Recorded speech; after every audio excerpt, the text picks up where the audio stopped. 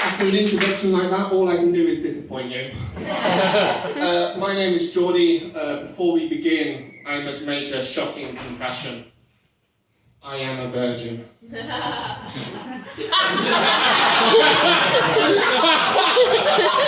Not a single cry of doubt.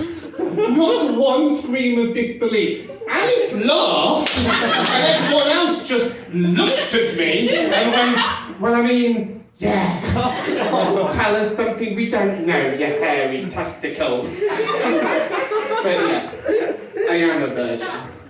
Have been for a couple of weeks now. I mean, obviously, look at me, right? I look like something that you would text to the British Transport Police after seeing something that doesn't look right.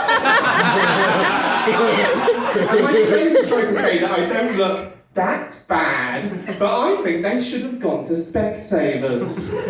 I was sitting on the train recently, and the only empty seat in the entire carriage was right next to me, and somebody boarded the train, walked to the seat, looked at the seat, looked at me, went, and buggered off to the other side of the train. And then when I got off the train, I was accosted by the British Transport Police. I wasn't able to get into work recently, so I had to call in sick. You see, that wasn't the joke, but can you come to like all of my comedy gigs, because they'd be the easiest things ever. I just say set up and then leave it at that. I've forgotten my setup now. Wasn't able to get into work recently, so I had to call in sick. You see, I caught a very nasty virus. Yeah, that's the last time I watched porn on my sat-nav. I'm quite new to comedy, you can probably tell just by looking at me. Again, you're agreeing with me a bit too much here, guys. No. Don't worry, you just missed the best joke, come on in. But yeah, I'm new, and people have said it will be several years before my income from comedy is quote-unquote stable. Which is bullshit. I have found that since starting comedy, my income has been an incredibly stable zero for quite some time. What I need is some financial instability to really spice up my life. To quote my favourite childhood storybook, the Bible. Man shall not live on bread alone, but if he's a struggling stand-up comedian, he will damn well try. People have said that I look a lot like Jesus. And I mean, have you ever seen me and Jesus hanging from the same cross? To be honest though, I think I make a bit of a shit Jesus.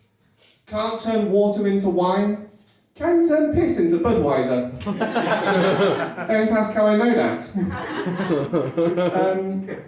But yeah, despite being Christ, only about half of my gigs have gone well. And half of my gigs have ended with me crying to my therapist. I know, and if that statement concerns you in any way, I'd just like to say that last statement was a joke. I obviously can't afford a therapist. Before doing comedy, I decided to take out life insurance. That's because not every audience finds me funny, and there's a very real chance that I'm about to die on stage. And now that I've made that joke, I really hope I don't have a heart attack in the next few minutes, because you'll just think I'm dying for comic effect. Yes, my favourite joke of the night was when they called 999. And the paramedics will pronounce me dead, and they'll say, that's a shame, which is a lie. And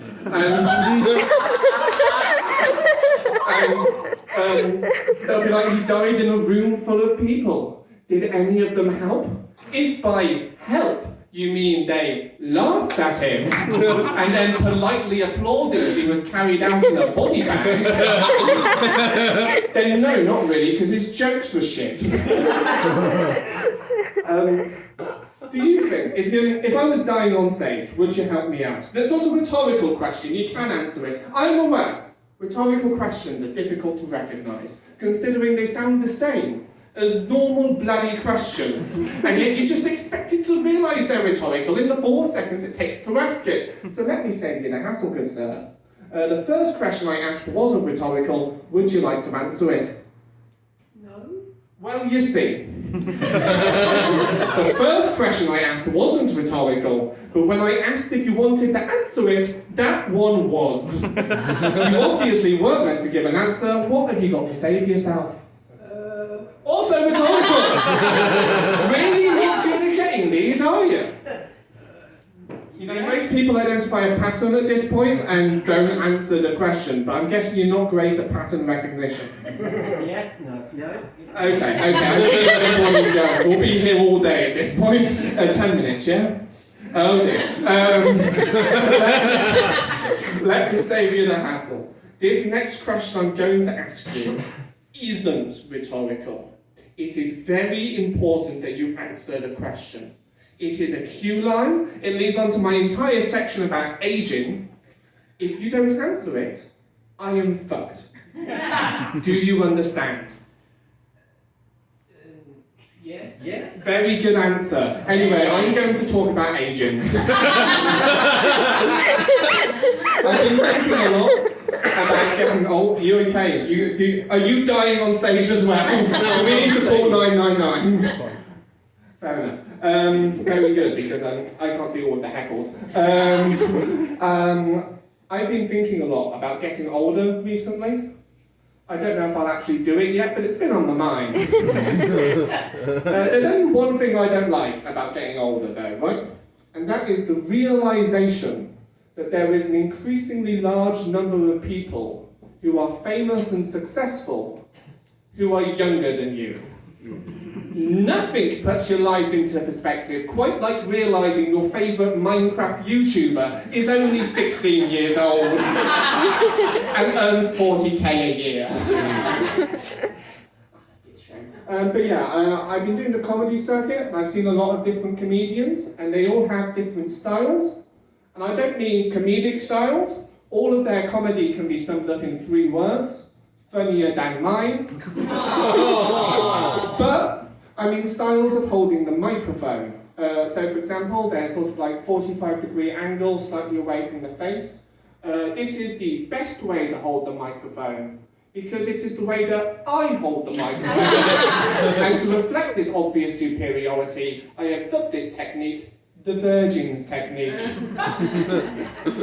Lynn laughed a bit too hard at that joke.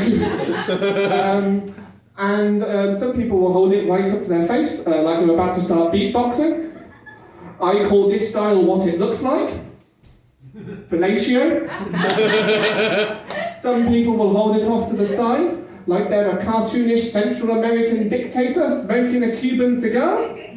I call this style El Presidente. Some people will super glue it to their chin. I call this style the goatee.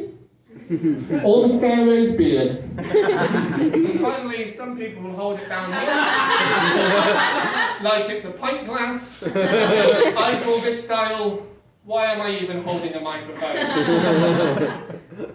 I've never been good at smoothly transitioning from one subject to another. Who here likes Lord of the Rings? Yeah! Great, I did this bit at Long Eaton, asked that question and nobody replied and I was like, oh fuck lads, this is going to be rough. I mean, it'll still be rough, but you know. Lord of the Rings, for those of you who don't know, is about a ring, funnily enough, that gives you superpowers. And if you wear the one ring on your finger, nothing can stop you unless someone chops your finger off.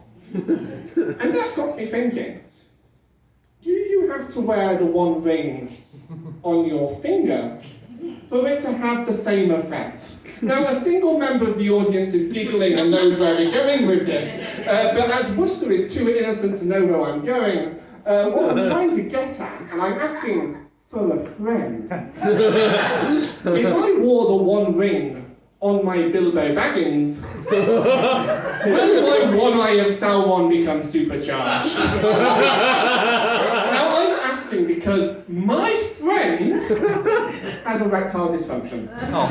They struggle to get it up, And when they do, it acts a lot like Jeremy Corbyn and leans very heavily to the left. And then prefers not to do very much.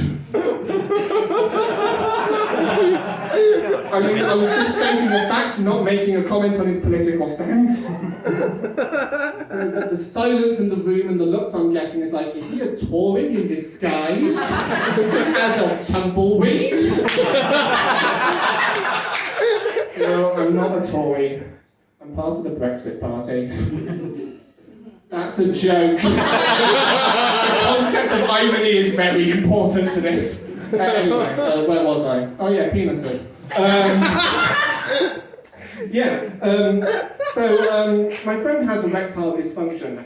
We don't know if this is a problem because as we've established, I'm a virgin. I mean, my friend is a virgin. But why take the risk? If I wear the one ring on my penis, will I have the one schlong to rule them all? That's not a rhetorical question, guys. Give me an answer. Yes. Yes, but it'd be invisible. Very nice, very good.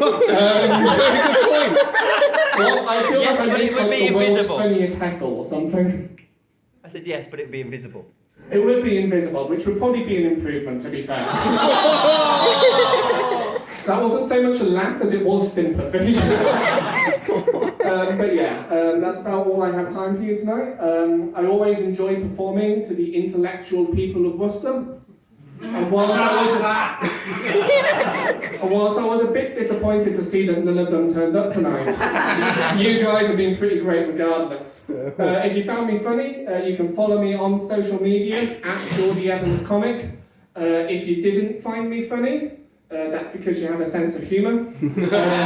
And you can follow me on social media at Jordi Evans Comic. Before I go, would you all like to hear one more joke? Yeah! Rhetorical question! Got you all. Good night.